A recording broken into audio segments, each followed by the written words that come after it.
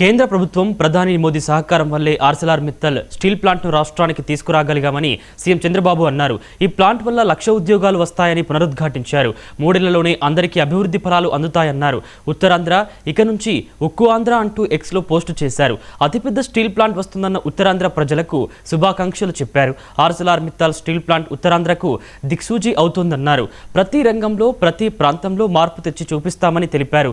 ఉక్కు రంగంలో దేశంలో అత్యున్నత స్థానానికి ఏపీ చేరుకుందని చంద్రబాబు పేర్కొన్నారు.